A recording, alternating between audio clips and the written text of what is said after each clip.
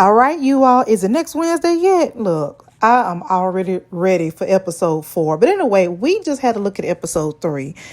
And I really enjoyed it. So let's get to the review and theories. We opened the scene with some upbeat music, which was already different.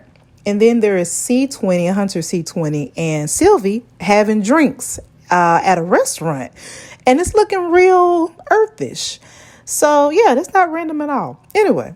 Well, in the midst of them drinking, we realize Sylvie has brainwashed Hunter C20 and or made her think that they actually knew each other in order to get information about the timekeepers and or where they were. So Sylvie also, well, it showed what Sylvie was doing at the time where Lo and Mo, and by Lo and Mo, I mean Mobius and Loki, when Mo and Lo and the Hunter showed up to Rock's cart. So anyway, when Sylvie gets into the TVA, she tries to enchant, hint, hint, she's enchantress. Or maybe she's a mixture between enchantress, you all know who I'm talking about, and Lady Sylph. But she is a version of a Loki. She just goes by a different name now. She's rebranding. All right, so when Sylvie gets into the TVA, she tries to enchant a Minuteman and our Hunter. And when I first watched it, because I watched the episode twice, I thought she touched his helmet. But no, she actually touched this material that was on his head. I doubt the material was that thick. And in other words, the enchantment didn't work. And so we find out later she's able to enchant people easier if their mind isn't strong.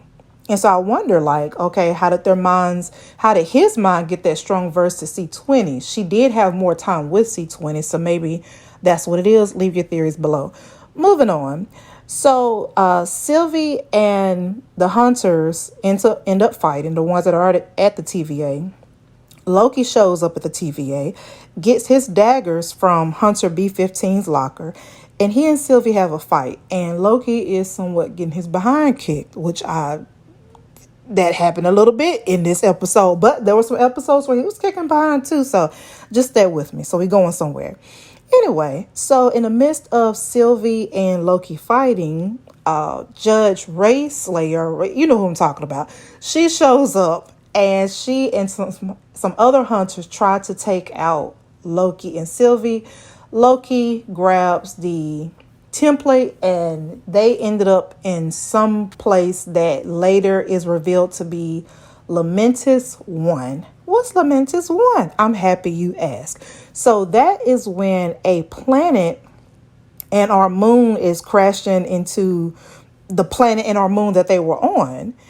And by the way, right before they ended up on Lamentis, they were right at the elevators to allegedly get to the timekeepers. But they ended up at the apocalypse that is on the show Lamentis 1 in the year 2077. Yikes for all those apocalypse. Okay. So Loki and Sylvie fight once again. Loki kind of gets his behind handed to him. But he gets the upper hand because he gets the device and he hides it. And so then little Miss Sylvie tries to enchant Loki. And I'm like, ow. Like, it was a moment on there, like, is it getting hot up in there, or is it the meteors crashing onto that earth or that moon, wherever they were on? Because at that moment, I'm like, is there like a little love situation, a little situation going on between them two? Which brings me to this. I should have been put this out on the video, but this makes me believe that my theory is even stronger. I think Loki and Sylvie are going to end up liking each other and are getting together. Why do you say that? I say that based on an interview I saw with Tom Hiddleston, aka Loki. I believe the channel is called Collider, and I'll post a picture of what it looks like on here a little bit later. But he was asked, Tom Hiddleston was asked, would Loki have a love interest? And he kind of danced and kind of bounced around that question. I'm like, who else would Loki get along with that much besides himself as far as a love interest? So I think that maybe what's going to happen with with he and Sylvie. Anyway, so the enchantment doesn't work because Loki's mind is too strong. And so then Sylvie says she needs a big power source to charge the template back up. And so they're walking past these huge power poles, and I'm thinking like, so that's not going to work, but they walk past it, so I guess not. They ended up going to this little house or this little mobile home in the midst of this meteor shower. And Sylvie tries to just bust in, and there's a woman in there, and she blasts Sylvie back. So then Loki's like, okay, let me show you how it was done. He disguises himself. He changes into what looks to be the husband and or boo thing of the lady who stays there. But he messed up because he was being extra. And he decides to say, oh, you look beautiful. Well, he gets blasted because the lady's like, you thought. My husband hasn't said that to me in 30 years or whatever he is to her that day. So then she calls them devils, and she's like, what do you all want?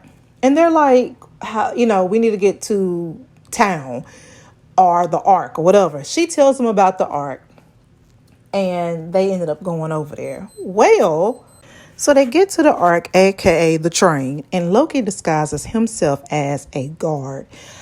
So Sylvie has to enchant the other guard, the actual guard, because they didn't have tickets. By the way, the extras on that scene, they were making sure you could see their faces, and I'm not mad about it. Go back and look at that. Like, there's this one little girl when they're in the line, and like you can see her face really, really good. I'm like, you better get that feature credit. Anyway, so Loki opens up about his mother, and Sylvie asks him, she did ask about his mother as well.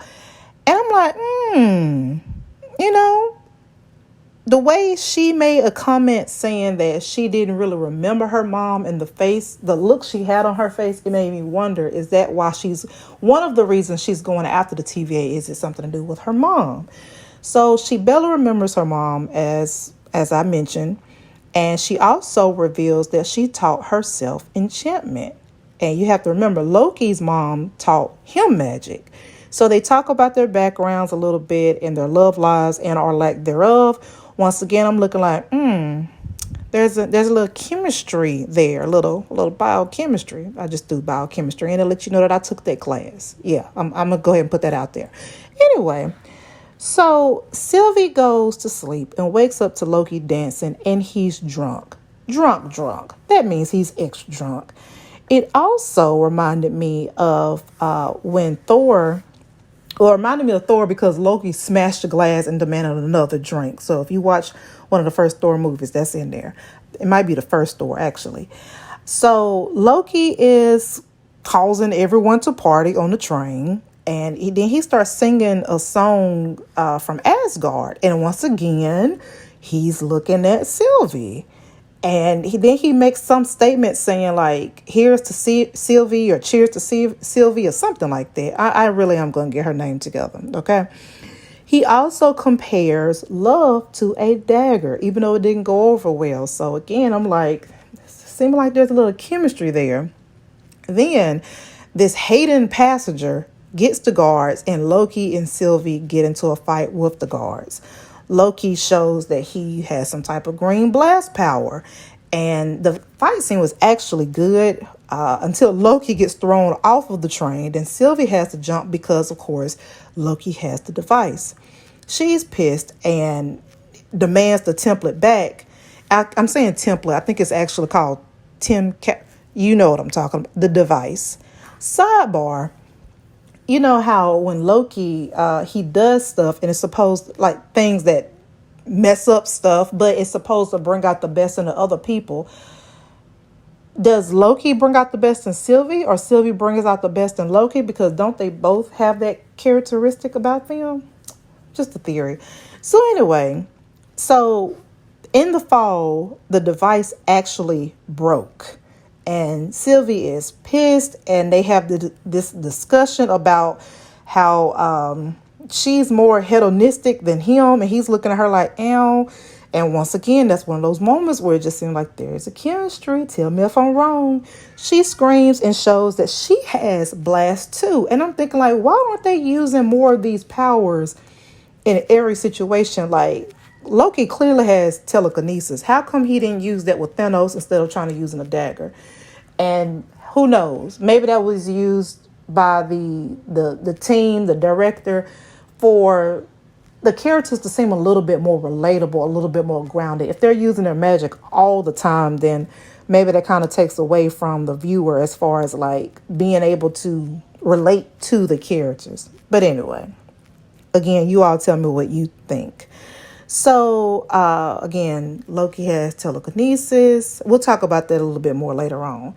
So, they travel to a town to try to get on the rocket because even though in the original situation of the apocalypse, the rocket blew up, but Loki's like, okay, maybe that happened because they weren't on there. And so maybe they can change time. That's how I took that situation. In the midst of them walking towards the town, we find out that enchantment works if the person, like she has to touch the person and she has to pull something from their memory. But I don't fully understand that because she did get some people to do what she wanted. And I'm like, did she pull from their memory to do that? For instance, with Hunter C20, she had her fight her own people in episode 2. So she had to pull, there was a memory to pull to have her fight her own people. Somebody explain it to me. Anyway, we also found out the TVA people are variants. Dum, dum, dum. And they don't even know it. And so now it makes sense why Mobius is so into stuff from the 90s. Maybe that's where he was from when he became a part of the TVA. So that's going to be real interesting when he finds out. When actually all of them find out. So they end up trusting each other. We're talking about Sylvia and Loki. And it's good because they were in town and noticed like, look, the rocket ship is about to take off. The moon is cracking even more. People are frantic. And so they ended up having to have this really cool fight scene together. And that goes back to the whole telekinesis thing. That it was a building about to fall on them. And Loki stands there with the superhero pose and pushes it back. And I'm just like, again, why wasn't that used on Thanos? I don't know how much of a difference it would have made. Because at that point, Thanos already had at least, 2 Infinity Stones? So, there's that. But I'm just saying. So moving on, again, they're trying to run and get on a rocket, and the rocket is blown up. Yikes. Yeah, and at that point, I just expected clown music to come on. What's that song? Dun, dun, dun, dun, dun, dun, dun, dun. Because the way that Sylvia walked off, like, I know you lying. She just walked off, and everybody just looked so defeated. All of that work just for that. But of course, we know that's not where the story ends, right? Now, in that episode, that's where it ends.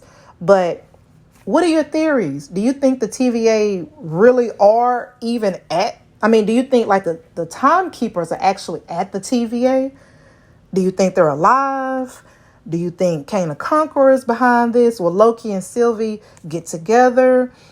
Who will get them off the planet, or will they get themselves off the planet? Find out next time on Dragon Loki Z. Okay, that's the wrong name of the show. But maybe Mobius is going to get them, or they can find a lair to hide in. But I'm excited to know your thoughts. Let me know. Do you think the TVA is evil? Again, do you think they're even real? And I'm so ready for episode 4. See you all next time. And I do owe you all a Loki review for episode 2. I'm going to put that up there. Have a great one. Bye-bye.